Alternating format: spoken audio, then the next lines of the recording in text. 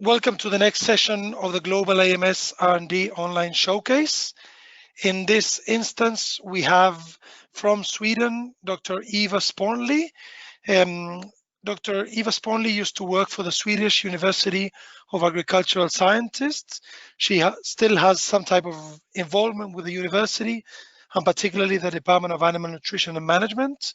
She was part of the Autograss Milk Project, and it's a privilege and a pleasure to have Eva join us here today. I've got to thank all the European speakers beforehand, because when we arranged this meeting, it was a certain time. So in Eva's case, it was 7 a.m. and it was already quite early. Europe changed times and it's now an hour before for all the speakers. So it's actually 6 a.m. for Eva. So Eva, thank you very much beforehand for your time and willingness, and for waking up early to share your knowledge and insights with the rest of the team. Okay, thank you, Nicholas. I'm very, very glad and pleased to be here today and to be talking to you. So I'm quite excited about this arrangement that you have put so much effort into. I'm really, really glad that I have the privilege of being able to be part of this webinar. Well, first, I just present myself, or you have already presented me. I work at the Department of Animal Nutrition and Management, or actually, as you said, I have retired, and I am in Uppsala, Sweden, which is just north of the capital, Stockholm. Well, first, I'll just say I want you welcome to Sweden, actually, because we have, I think, quite a different situation today compared to many of you. I'll just give you a short feeling of what it's like. I'm looking through my window and there's lots of snow here. Came last night and we have -4 degrees. So it's a really Christmas setting that I have in front of my window here. My presentation, I'll talk a little bit about Swedish milk production, just to give you kind of a setting of what automatic milking is working in, what kind of environment we have our automatic milking in. And then I'll talk about automatic milking in Sweden, what the situation is today. And I'm following the instructions pretty much, key drivers for automatic milking, why farmers want to get a robot. Also, I'll venture into some of the challenges we have. And then I'll say a few words about research and development. The half hour doesn't really give, that I have at my disposal doesn't really give much time to go into depth here, but I'll mention a few examples of what has been going on here in Sweden. And then I'll say a word or two about the future. So, as I said before, welcome to Sweden. And as you see here, the pictures show a nice summery landscape. We have a lot of natural pastures here in Sweden. And then we have the one that you see down at the bottom is more of a cultivated pasture, and that's where we find the dairy cows. So the natural pastures are more for heifers and growing animals. And we also have, as you see in the one corner there, a lot of silage. We have the round bale silage, and we have also bunker silos, quite a lot. Because Sweden is far north. I just want to remind you, you see up here at the top here, we're just below the Arctic Circle. Actually, it passes through the northern parts of Sweden, but the agriculture parts of Sweden are south of the Arctic Circle, but still pretty far up north. And if you go towards other parts of the world, you find it's at the same latitude as northern Canada and Siberia.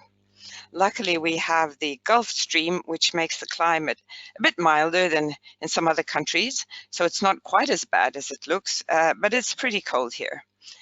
And this means that as we have a fairly cold climate, we have pretty expensive cow barns.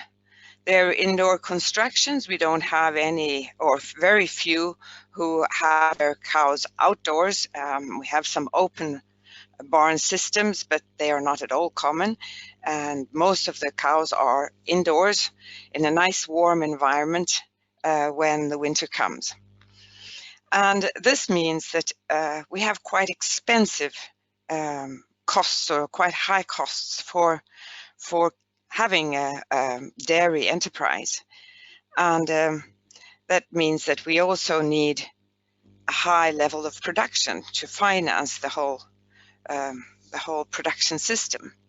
We mainly have family farms, and the production level is average around 10,000 kilos energy corrected milk. And most of the figures I will be giving you are figures from the recording system. We have about 80% of the cows in the recording system, and that's where we find most of our statistics. The other part who are not part of the recording system are not as well documented. So when I give you statistics, it's mostly the 80% of the cows in the recording system I'm talking about. The average herd size is now today 92 cows per herd, and that has increased very rapidly over the last decades. A very, very big increase just from year to year. And we have an indoor season, approximately 8 to 9 months. So it's an indoor situation for most of the time for the farmers. Here are some additional facts for those who are interested. There's about 2,400 farms, dairy farms in the recording, and a little bit more than 3,000 in total. And the total number of dairy cows in the recording system is 222, and slightly above 300,000 cows in total in Sweden. And we have about half the cows are Swedish Holstein, and a little less than half is Swedish Red. So 10,000 kilo milk requires a high intake and a top quality feed. So we have supply our cows. The most common system is high quality grass silage ad libitum. It's only in the south of Sweden where we can have maize silage. It's too cold for maize further up north. And we have a lot of concentrates, about 50 to 60% of total dry matter intake. At peak lactation, we'll have like 12 kilos dry matter silage. The cows will be eating that, and 14 kilos of concentrate. So they're eating about 26 kilos of dry matter, or somewhere around 25 kilos of dry matter during the winter when we have them indoors. How about grazing? We still have another 3 or 4 months of grazing. And what we have in Sweden is a very large engagement in animal welfare. Animal welfare is regarded as very important in society, and therefore we also have a Swedish law which says that dairy cows must be out grazing summertime. And that means that the cows must have access to pasture at least 6 hours per day. So, and lately, we have had the Swedish dairy companies recognizing the fact that consumers are really concerned and really want to see the cows outdoors. The main dairy company has offered farmers during the last 2 years an extra premium bonus if they have their cows out longer than 6 hours per day. So it's quite a big issue in Sweden, even though it's only a short part of the production year. And in the north, They only have about 2 months when the cows can be out to pasture, while in the very south it'll be 4 months. Around where I am in the middle, near Stockholm, it's around 3 months of grazing for the cows. And I would like to just mention that with regard to automatic milking and grazing, grazing is somewhat of a challenge because we have so much feed indoors, so it's difficult to get the cow traffic to the cows to move out to the pasture area and back in a regular manner. So here we see our dairy cows, and in the background you see the tower silos, which are very, as I mentioned, very important, the indoor feed. And mainly the farmers give very high priority to the silage making because this is the feed that the cows have during 8 to 9 months. So what about automatic milking? Well, how it started in Sweden, I just want to remind you of something here. Milking, it is really, really tough work.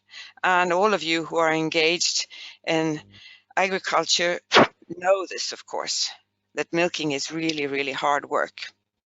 So in Sweden, when you have a family farm, you're always on duty. You know, it doesn't matter if you have the flu and you're running a high fever, or you have sprained your ankle and really hurting. There's just no one else who can do the job for you. You're always on duty. So there's a traditional way of talking about the job of milking. We call it the white whip, because it's after you all the time, however you are feeling at the moment. I don't think it's that negative. I know most farmers really love their cows and love their job, but there can be very many moments when you feel it's quite tough. So when the Swedish farmers heard the news, the dairy farmers, about a robot that can do the job, they just said, okay, let's go have a look.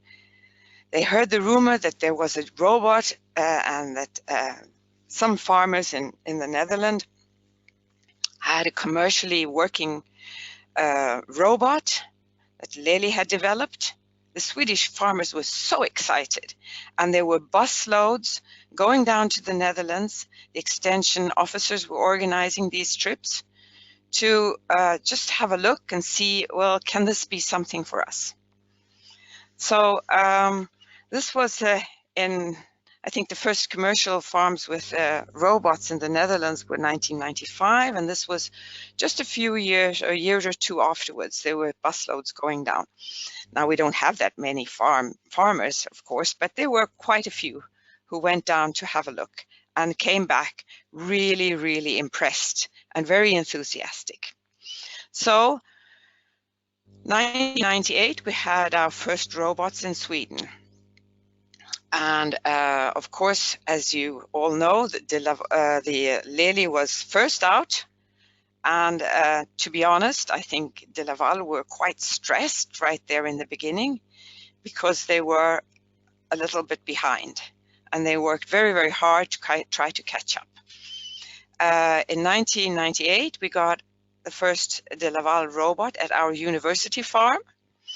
And there were the same year, I think, we had the first Lely robots also in Sweden. So I know that the number of robots in Sweden were about 5 at the time, the first year. And it took some time before these robots were got the official permission from the Swedish Board of Agriculture, but it was quite quick at the beginning. And the first robots, of course, were struggling with some technical issues, which made it a bit challenging. But I think most farmers who have robots today are very thankful for the first pioneers who went out there and had these first robots, because they did quite a big job in addressing all these technical issues together with the company technicians. So today, then, we have about 40% of our dairy cows milked in AM barns. And this means that it's 30% of the dairy farms. So the dairy farms have a slightly larger number of cows than the average cows. It's 738 farms in total. And this is statistics, as I said, based on the Swedish cow control system. Most new barns that are constructed have automatic milking. So, and it's not, long time ago, we used to have quite a lot of tied up barns in Sweden, but nowadays it's not permitted to construct new barns with tied up systems. So they're free stall systems, and most of them, the newly constructed ones, are AM barns. And there's an ongoing increase in robots and herd size. For a while, the numbers kind of even leveled out, and a lot of new barns were not robots, but it seems to be increasing with robots once more. The average robotic farm has 121 cows, and that means they have 2 robots. And we have quite a few, both de Laval and Lely. Both types are common. Unfortunately, I don't quite know the statistics of the proportion of de Laval compared to Lely, but both of them are around. The farms with Lely mainly have free cow traffic, and the ones with de Laval not so seldom have controlled cow traffic, either feed first or milk first. So, what are the key drivers for robots? Now I'm referring to a researcher here at the university called Christina.Lundstrom, who has made interviews and had surveys with Swedish farmers. So I am presenting a little bit of her conclusions. Well, maybe the first key driver is what I was talking about when I talked about the enthusiastic Swedish farmers. The work is physically demanding, and this is really important. We can look at a neighboring country who has a nice picture on this. They also made a survey in Finland, and the conditions in Finland is pretty similar to Sweden. It's a similar type of climate. They also have family farms, the dairy farms there.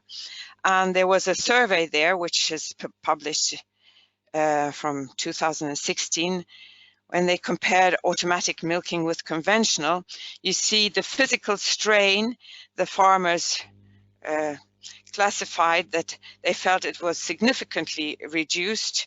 In 85% of the farmers reported this, and 13% thought that it was reduced to some extent, and only 2% thought there was no significant difference between conventional and automatic milking. So this is an important aspect which has made the Swedish farmers interested. The second, I would say, is that it's a social factor. It's flexible. It gives more time for family. It gives more time for other engagements. It gives more time for other work on the farm, or perhaps even just free time. Before, when you had to go milking all the time, you could never attend to social events which were at the time when milking had to be done. So now they can attend to school examinations when their kids graduate and things like that. It's much easier. So that's 2 very important factors. Then, of course, we have other ones which are more maybe tied. They're not so, it's more tied to the enterprise of the dairy enterprise. I think a lot of farmers feel that they want to expand, or I know that the survey has showed they want to expand the number of cows, but they have difficulties in finding hired staff, and then they become less dependent on hired staff. I think this is an important factor when you want to expand the number of cows.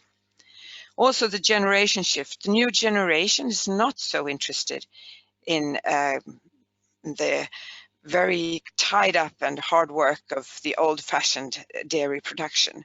If you want a young generation to take over, then you need to have a modern dairy farm, which gives you some quality of life as well. And then, of course, we have the more cows, the better economy, the higher production, and automatic milking also has a very good reputation. But I think these three latter factors are, of course, in the back of the head of the farmer, but maybe has not been the main reason. I think in the very beginning, people thought that they would get more milk, but then in reality, that has not always been the fact. And these other first mentioned key drivers, I think, have been more important in launching automatic milking. So, how about the challenges? Well, some farmers still feel a mental stress, and there's a certain stress on always having to be prepared for the alarms, even at night. Even though most of the farmers do not feel this, there's still a considerable proportion of farmers who mention this as something they find is a little bit difficult. So you need, maybe it's mainly in the beginning, but you need to get on top of your production so that you don't have all these alarms that are coming. And I think the Swedish extension has helped a lot of farmers doing this. You also need experienced staff who can handle software and handle the technical issues. And you want to utilize the software possibilities, and not all farmers have been so quite aware of the possibilities that the software give. The technical issues can be quite challenges. You need really good routines for maintenance and stuff like that, and not all farmers have been prepared for this. And then the cow traffic, of course. This is, we want an even flow of cows coming and going to the robot. You want a good robot utilization that is running all the time. During the pasture season, we have to have the cows out at pasture. How do we get the cow traffic to work well? How do we avoid to have to fetch cows all the time? That is really a challenge. And of course, the production level and udder health. Not all farmers are pleased. They haven't quite reached the production level that they is their goal. And udder health has in average slightly not as good for automatic milking in comparison to conventional. The somatic cell count is somewhat higher, and extension is working very hard with this, and the situation has improved over the years, but it's still somewhat of a challenge. So the main progress since start, well, I'd say that extension has really done a good job. We have now experienced advisors and good technical support, and we have checklists for farmers. And if any of you are interested in connecting with someone working with extension automatic milking, you have the email address to a Swedish Håkan Landin, Swedish, who's in charge of this in Sweden. And I go directly over to research. I'm running out of time here. Automatic research has been going on since 1998, when we got our first robot at the university. And here are just a few examples. A standstill of the robot and irregular milking intervals increases somatic cell count. This was found, published already 2007. Another example from recent years is that we've had a big comparison between partially mixed ration and separate feeding. And we've had 3 experiments with this. The first experiment, we did this comparison between partially mixed ration and separate feeding with free cow traffic.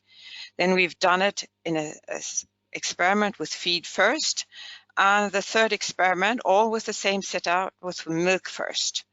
And the results showed there were no differences in milk yield between feeding PMR and separate feeding. This was something which most farmers thought, that you couldn't feed PMR, you had to feed the cows separately, but this was not the fact in our experiment, at least. More information, you can find Michaela Lindberg, the email address below. Ongoing research. So what's going on now? Well, at the moment we have a long term experiment where the cow and calf are kept together in an automatic milking barn. And for further information, here is Sigrid Agenäs. Now this is of course quite unusual, but it's working quite well. You see a picture here of the cow with her calf, and we're keeping the calves and cows together for 4 months. This is somewhat of a welfare issue where the Swedish public is interested in systems where the cow and calf can connect for longer time before they are separated. And this experiment will go on for 3 years, and we are following both the performance of the calves, their growth and their performance when they calve in, and the cow, of course. Here's a picture of a nice calf lying together with her calf. Then we have the grazing law, which has initiated research in the field of automatic milking and grazing. And the question is how to combine pasture with automatic milking in high-yielding herds. Most farmers just have a small pasture area and not much pasture intake. It's more for exercise. We want to see if we can use production pasture. And one of the experiments, we studied the distance between robot and pasture, and we found that the shorter distance gave a higher milk yield and a higher milking frequency and longer grazing hours compared to when the pasture was far away, at a further distance from the barn. So there's a big advantage of having your grazing area quite close by. And the future challenge, I think, will be large herds with automatic milking. We have recently read in the Swedish paper for dairy farmers that we have a new robot, for instance, a bit north from where I am. He has installed 18 Lely robots, and they're all separate, like not as together, but separate 18 robots. And this is quite big farms coming up now, and I think this will be a very big challenge. So thank you for your attention. I'm sorry, I was supposed to leave more minutes for discussion. There's only 3 minutes left of my presentation time. Thank you, Eva, for your insights. Look, yes, it's true that we only left 30 minutes, but it's been a fantastic presentation of the work you've been involved with and the journey that Sweden has been involved. For us in Australia, when we look at more mature markets like Sweden, the Netherlands, Denmark, that adoption is around 25–30% of the dairy farms. It's great to see all the work that you've been involved with. So congratulations on all that. There's been a couple of questions come through, and I'll try to share them with you, if you're okay with that one. Sure, if I can answer. So the first one is, in that grazing law, how many of the dairy farms currently operate robotic milking with some level of grazing at least part of the year? Well, all of them have, I'd say quite a few. We have quite a bit of organic farmers, and they have to have at least 6 kilos of dry matter pasture intake during the summer. And about 18% of the Swedish farms, as an average, are organic in Sweden. So, or 18% of the milk delivered to the dairy is organic. So at least those farms are operating with some pasture, but yeah, I think quite a few, at least in the beginning of the grazing season, I think they're eating quite a bit of pasture. Then as the season progresses, not so much. Perfect. The other question that came through is there any perception of the social, like a social perception or consumer perception behind operating robotic milking in dairies? Like, do they see it favorable, or there's no real opinion behind it? I haven't seen that much. I think there was a bit of skepticism in the beginning, but I think people are more, they don't know so much about it, which is unfortunate, because I feel very enthusiastic about robotic milking, both for cows and for farmers. I think it's a great system. I usually talk very positive about it. But I don't meet that many people outside of dairying who know that much about robotic milking. But I don't see a negative attitude either. And your passion really comes through very clearly. So congratulations on that one. The last one, Eva, is of the new farms that decide to install dairies, how many or what proportion of them would go to robotic milking? Well, I was a bit doubtful before. We, like I said, 30% of the farms have robotic milking, and we saw a certain leveling out a few years back. But now with these larger herds, and I think it was mainly really big enterprises who are choosing not to have robots, but now there are quite a few new really big farms. I mean, this one I talked about lately, he has 1,100 cows and he has 18 Lely robots. I mean, things like that. We don't have that many farms and cows, so that makes a difference in statistics, just a thing like that. And of course he will be an example for others. So I really think it might go on, this increase that we've had, and the advantages, I think, yeah, I think the increase will go on. So, but I maybe it's hard to say, as we had the first leveling in out, and now there seems to be a certain increase again. It's a bit hard to say how the development will be.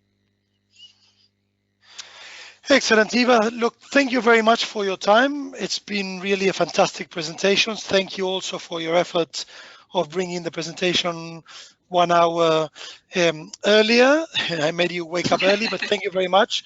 It's been a fantastic sharing of experience, so I do really appreciate. And if there's anything we can help, or anybody here can help, just feel free to give us a call or get in touch with us. Thank you very much. I was very, very glad to participate with this. Thank you so much. Thank you, Eva, very much.